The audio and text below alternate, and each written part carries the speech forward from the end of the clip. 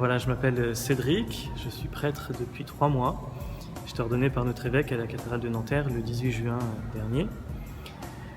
Avant d'être prêtre, donc, j'ai fait toute ma formation, parce que pour être prêtre, il faut être formé, ça prend du temps, ça prend 7 ans. Une partie à Rome, une partie avant au séminaire Saint-Sulpice à Issy-Moulineaux. Et puis la première année de formation, qui est l'année avant le séminaire, mais qui est déjà la formation qui se vit pour notre diocèse à Neuilly, à la maison Madeleine d'Elbrel, chez les sœurs de Saint-Thomas. Donc je connais déjà un peu Neuilly pour y avoir habité 1 an. Et avant ça, dans mon ancienne vie, si je puis dire, j'ai fait des études de commerce. J'ai travaillé un petit peu chez Deloitte, à Neuilly aussi. Et puis, entre mes études et l'entrée au séminaire, je suis parti 1 an en Indonésie pour m'occuper de jeunes dans un foyer pour enfants pauvres.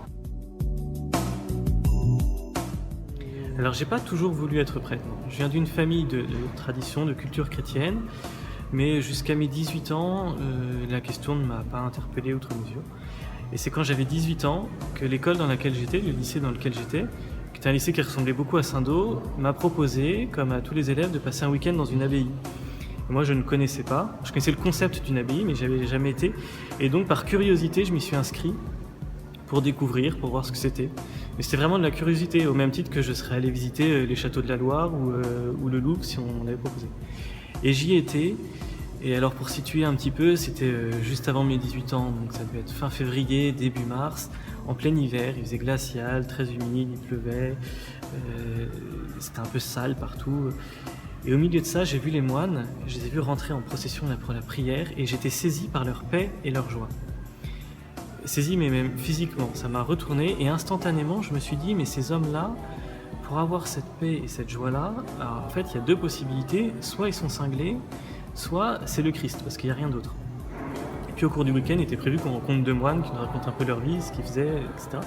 Et ils m'ont semblé tout à fait équilibrés. Et donc je suis rentré de ce week-end, assez court, 36 heures, avec la certitude, pas très verbalisée, mais la certitude au fond de mes tripes, que la source de la paix et de la joie, c'était d'aimer Jésus et de vivre avec lui. Voilà, donc ça c'était mon année de terminale. Et ensuite, ce qui a mis du temps, c'est comment vivre avec Jésus, comment l'aimer concrètement. Parce qu'il y a plusieurs modes de mise en œuvre de cet amour. Ça a mis du temps, c'est pour ça que j'ai fait des études, etc., que je suis un peu parti à l'étranger. Mais vraiment, mon expérience fondamentale, et qui est en fait l'expérience fondamentale de tout chrétien authentique, c'est de découvrir l'amour du Christ pour lui, et d'en vivre et d'y trouver sa joie.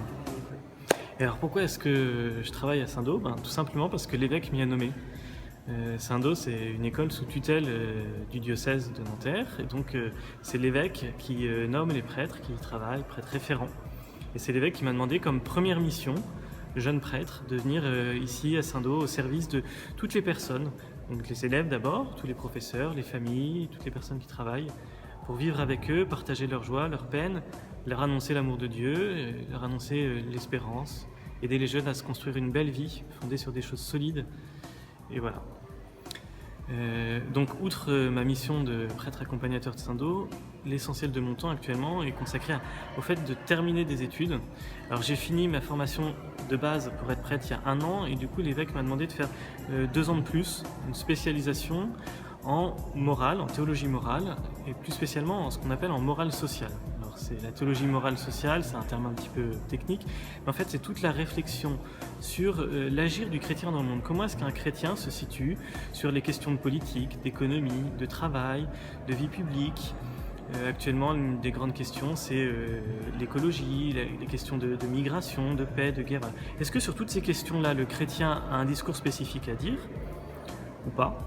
S'il n'a rien à dire, dans ce cas, il vaut mieux qu'il se taise. Et s'il a quelque chose à dire, quoi, comment le dire ? Voilà, ça c'est tout l'objet de mes études, et dont la finalité est la recherche du bien commun, du vivre ensemble, pour le bien de l'homme.